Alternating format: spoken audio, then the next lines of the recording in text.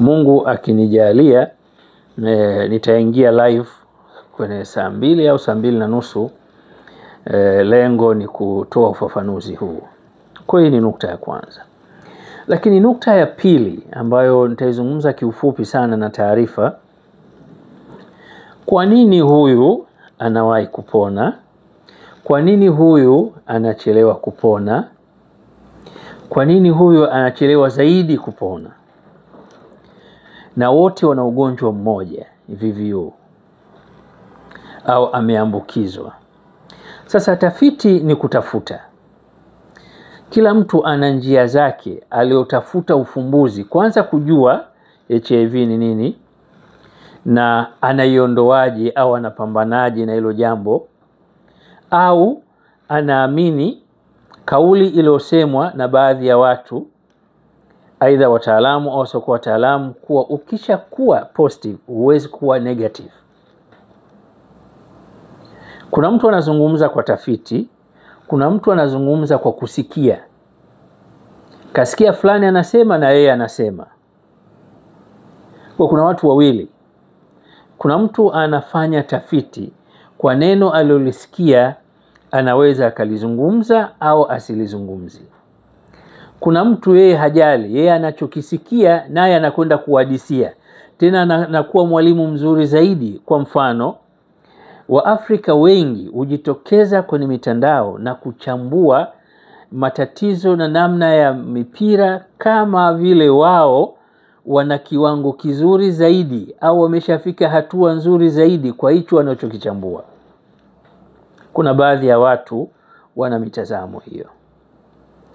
Sasa kwangu mimi, tumeweza kwa asilimia zaidi ya 99 kwa kipimo kizuri kupata mtu kuwa negative.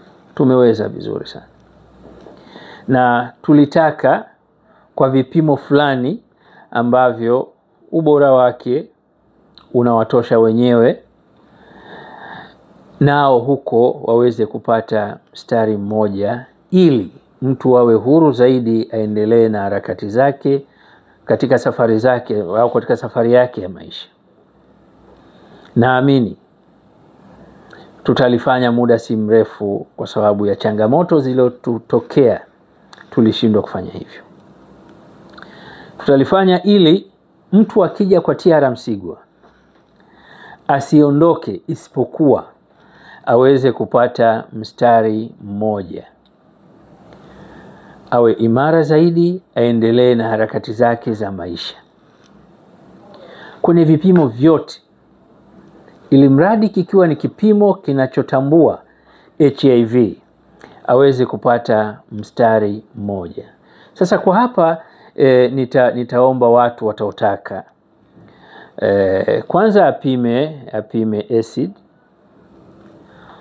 apime sukari, apime figo, anaweza akapima kiwango cha kinga. Hivi vitu vinne anaweza akapima, akaongeza choo au haja ndogo kwa lugha nyingine.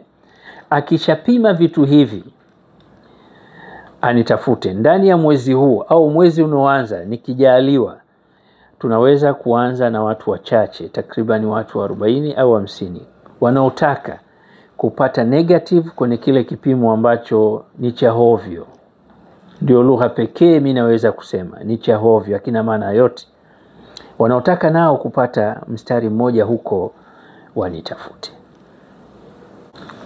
Sababu ya pili au sababu nyingine au sababu moja, kwa mfano